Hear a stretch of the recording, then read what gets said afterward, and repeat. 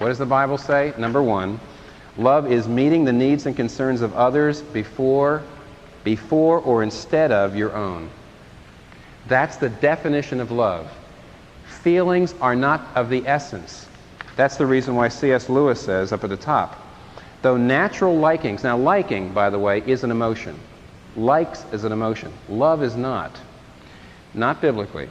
Though natural likings should normally be encouraged, it would be quite wrong to think that the way to become loving is to try to manufacture affectionate feelings. Do not waste time bothering whether you love your neighbor. Act as if you did. See what he's saying? He says it doesn't matter whether you like your neighbor or not. Do for him. Help him. Serve him. And as soon as you do this, you will find one of the great secrets. When you're behaving as if you love someone, you will presently come to love him. Now, there's an exception. If you do him a good turn, not to please God and obey the law of charity, but to show him what a fine, forgiving chap you are, and to put him in your debt and sit down to wait for his gratitude, you will probably be disappointed. Christian love is distinct from affection, but it leads to affection. And oh my, have I seen that. And you have too. I don't know how many times I have sat with people who have been married for about 20 years, and they say there's no love left in the marriage, and I went out. And I can tell you exactly what happened.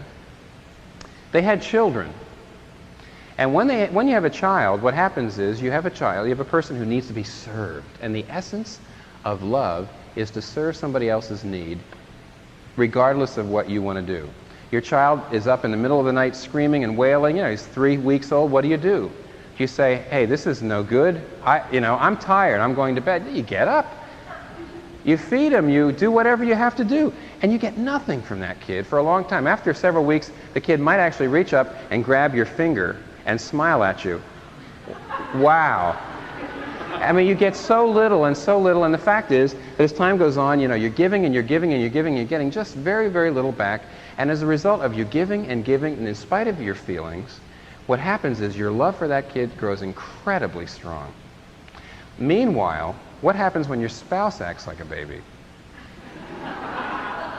What happens when your spouse is acting in a way that's immature and silly and awful, and you're called upon to continue to be loving to her or him in spite of how that person is acting? What do? You say, well, if she's not going to be the wife she used to be, what the heck do I have to be the husband I used to be? And you immediately start to say, since I don't like him, I don't have to love him.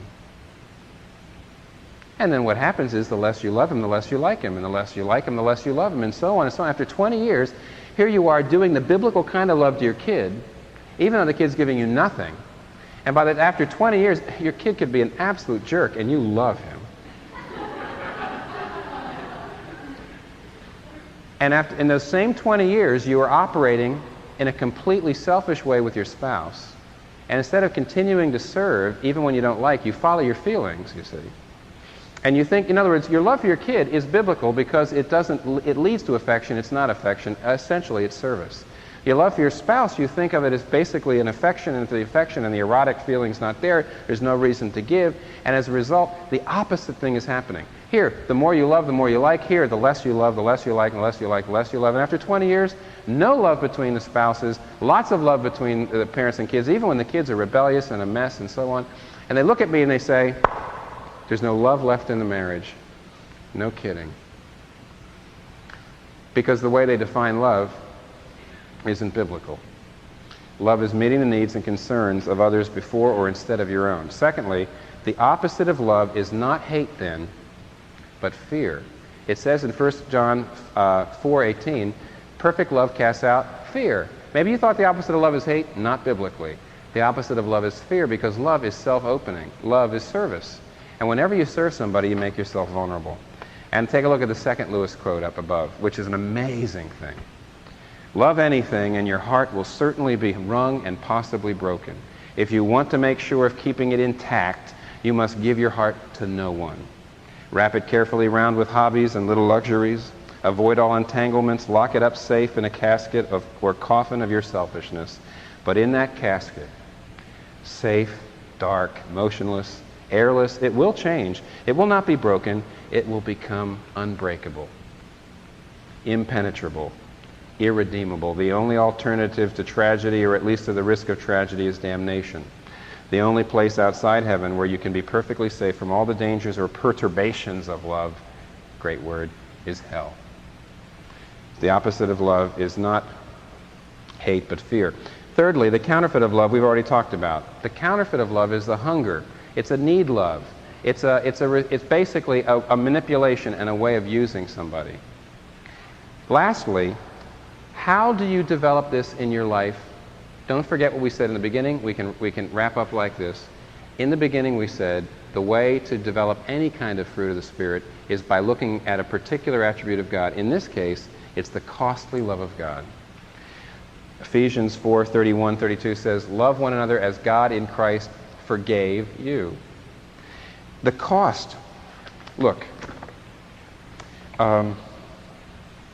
when Jesus Christ was on the cross, we were told that God forsook him. Do you know what that cost? John Gerstner, one of my favorite preachers, retired man now, put it like this. He says, Jesus Christ says, I know this is kind of strong, but let me close with this illustration. Jesus Christ says, "Fear not him who can destroy your body, but fear him who can destroy body and soul in hell." Now, do you know what Jesus was saying? Jesus was talking to his disciples, and he knew that some of his disciples, in fact, all of them but John the Apostle, would be put to death in the most horrible ways. They would be crucified. But it gets worse. Some of his disciples were cut in half while they were still alive. Some of them had, this hand and this leg tied to one horse, and this hand and this leg tied to another horse, and the horses go in that direction, and they were dismembered. Some people were put on, some of the disciples, I'm not sure the apostles, but some of the disciples that Jesus was talking to were covered with pitch and then impaled on a stake right up here, right through their body while they're still alive, and then lit as torches in the Roman circus. Some of the disciples had little holes drilled in the top of their head, and while they're still alive, molten lead poured into them. And Jesus has the audacity to say, that's nothing compared to hell. And then we know this. Jesus Christ took all of our hells. Now that must have been pretty amazing.